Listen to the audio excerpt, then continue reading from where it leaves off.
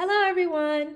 I would first like to start off by saying thank you so much for participating in our educational lecture series. Your participation by watching the video and completing the quizzes is very meaningful because it helps to spread the knowledge of ABA and related principles. It empowers you as a caregiver with effective strategies to teach skills and manage behavior, and it also supports future funding by demonstrating the program's impact. Together, we are building confident caregivers, supported families, and brighter futures. Welcome to part 3 of the educational lecture series. Here we are going to talk about how you can work with your child to increase cooperation with tasks. So today we are going to look at what can you do before you give your child an instruction, how you can give them the instruction, how you can teach your child to communicate for help during the tasks. So what can you do before you give your child the instruction or the task?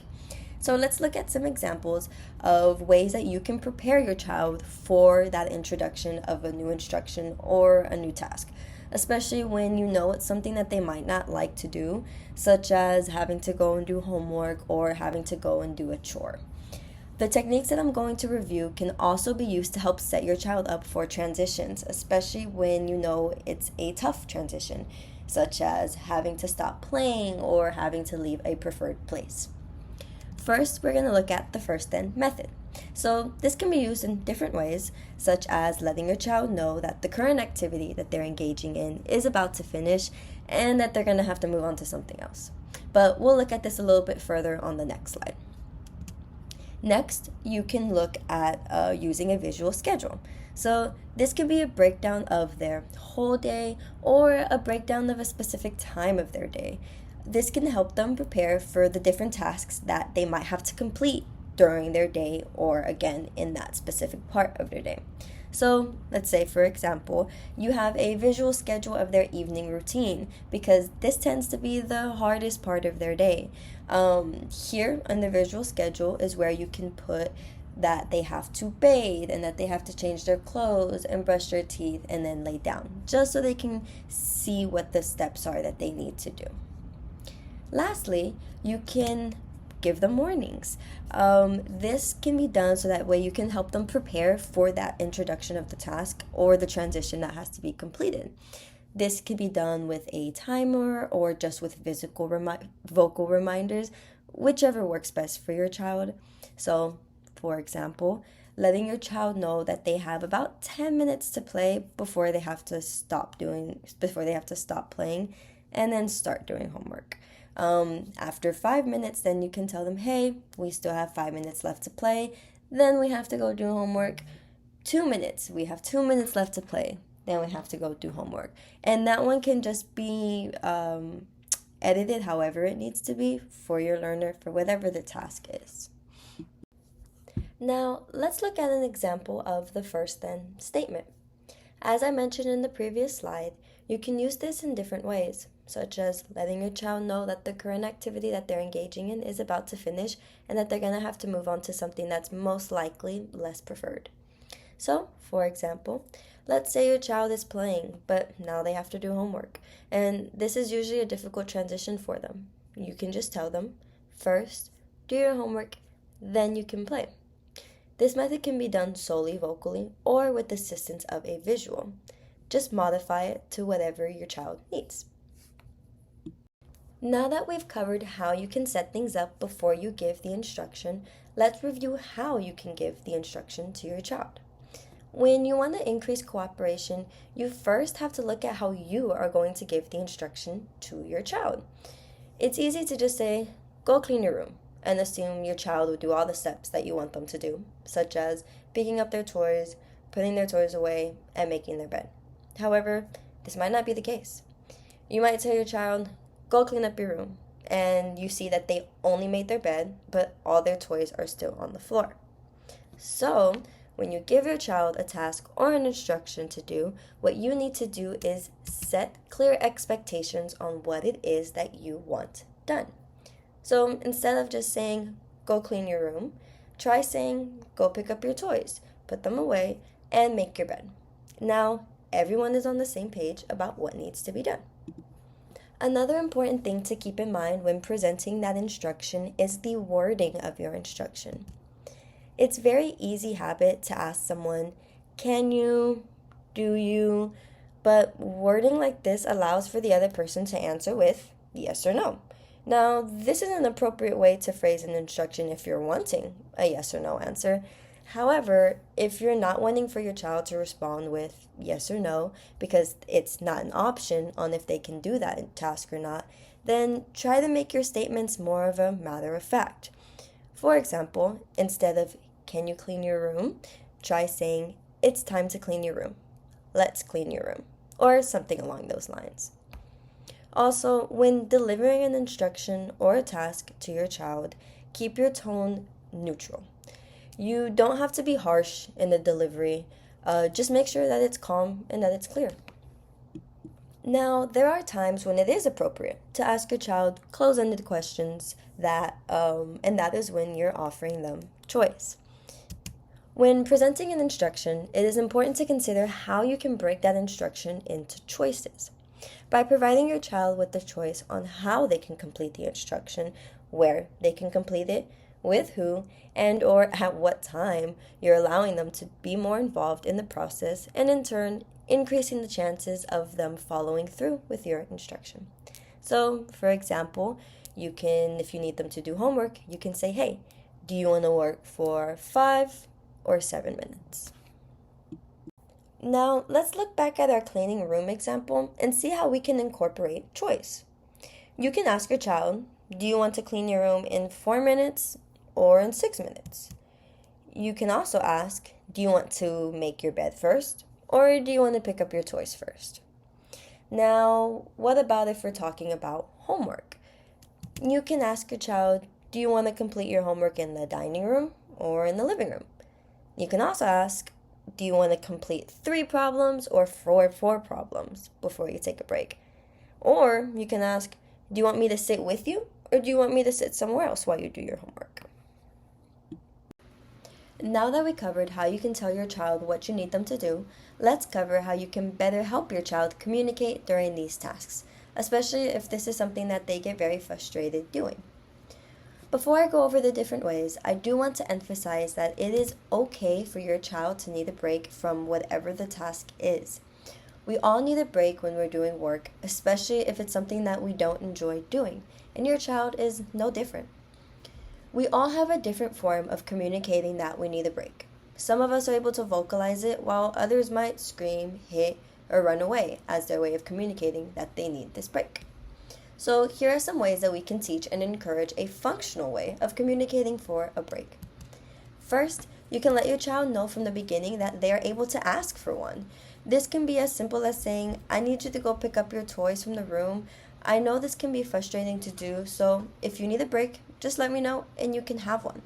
Sometimes just knowing that a break is an option is enough. Second, you can provide them a break right at the start of the task, after they have been prompted to ask for one, of course. This will especially be helpful for children who struggle with communicating and engage in challenging behaviors before they have even begun the task. We'll look at a video example of what this looks like right after this. A third way would be to prompt them to ask for a break after they had completed part of the task. Let's say they completed 3 out of the 6 problems on their homework. Now you can say, I love how you worked so well. You can either keep working or ask for a break. Lastly, you can have visuals for your child on how they can ask for a break. We want to encourage your child for asking for a break, so remember, if they ask for a break, even if they needed help doing so, provide them with praise. You can say, I love how you asked for a break. Of course you can have one.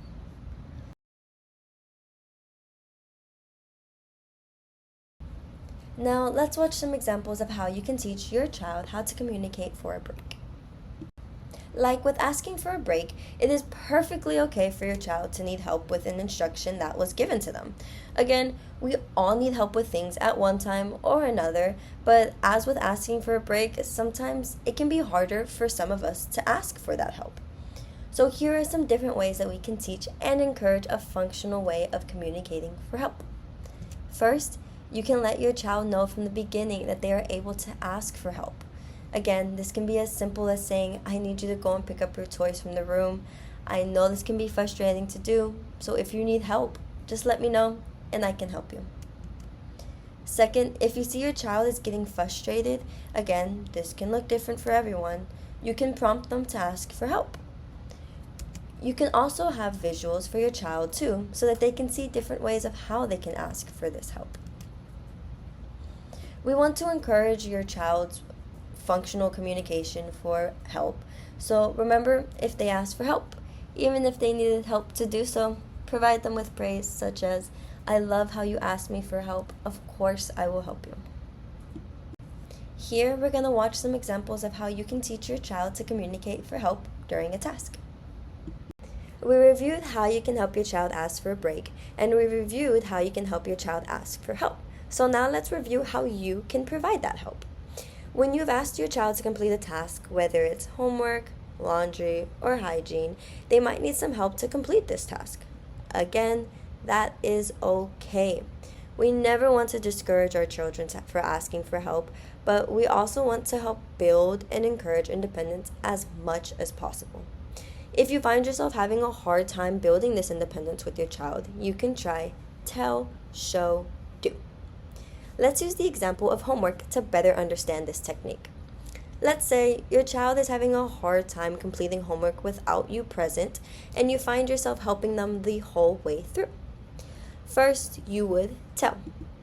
Once your child is showing signs that they are confused, they've asked for help, they're frustrated, you can tell them what the problem is asking them to do. Let's say they still need your help after you've told them. Now you will show them what the problem is asking them to do or how they can find that answer. Lastly, let's say they still need help after tell and show. Well, now you do.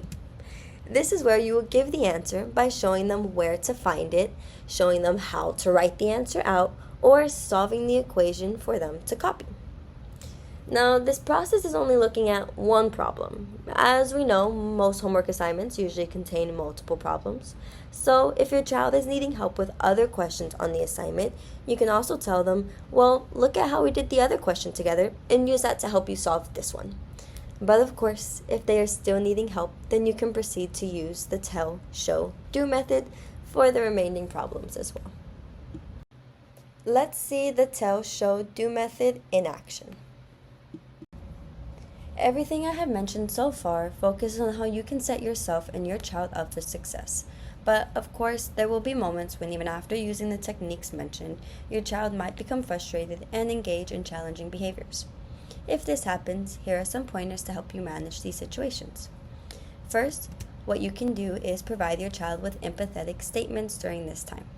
These can be short and simple, such as, I know you're frustrated right now, or I know this is frustrating, but you're doing a great job trying.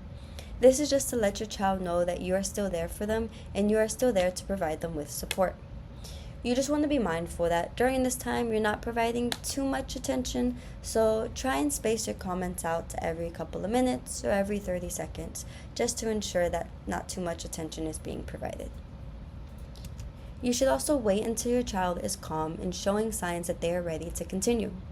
You want to make sure that you are not providing instructions while your child is having challenging behaviors, because at this moment they are upset and they are frustrated, and it can be hard for them to process what it is that you're telling them.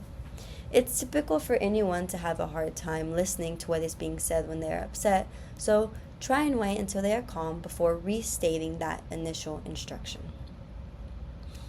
Something you shouldn't do while your child is engaging in challenging behaviors is comment on their behavior in a negative way, such as telling them, stop acting like that, don't hit me. Instead, frame it in a more positive light, such as, let's try and keep our hands to ourselves. Once your learner is calm and ready to continue, now is when you can represent your initial instruction. One thing to always keep in mind is, can you keep your instruction in place? By this, I mean, if your child is engaging in behaviors for 15 minutes, are you willing to keep representing that same instruction when they're calm to your child until they complete what has been asked? If not, do not worry. I understand that it can be exhausting having to wait for your child to complete that instruction that you gave them, especially if they're engaging in behaviors. So if you feel like you're not able to spend as much time and energy as might be necessary, then I do encourage you to remove that instructions once you see behaviors start. If you're able to spend the time and the energy that is necessary, then I encourage you to do so. What's important to remember is that you don't want to accidentally teach your child that all they have to do is wait you out and then they won't have to complete the instruction that was initially placed on them. Once the task is completed, make sure you provide them with praise. We want to make sure we're giving them statements such as, "I love how you just finished your homework. You did an awesome job cleaning your room. Nice work with brushing your teeth." And lastly, it's always good practice to provide your child with different levels of reinforcement after the task has been completed. If you ask your child to clean their room and they completed it with no challenging behaviors, this would be a great opportunity to provide them with reinforcement. For example, "You did such an awesome job cleaning up. Because of that, you earned some ice cream." There are some other ways you can differentially reinforce your child. If they're working on homework and you ask them to complete the first few problems and they completed it with no challenging behaviors, you can provide them with a really long break where they can play with their favorite toys. However, if they had challenging behaviors while completing the problems, you can provide a shorter break with maybe no toys or less preferred toys. Let's review some key takeaways from what we've discussed today. Pay attention to how you word your instruction to your learner. Remember that it's okay for them to need to take breaks and for them to need help. Use it as an opportunity to teach your child how to functionally communicate for these breaks or this help. And lastly, be empathetic.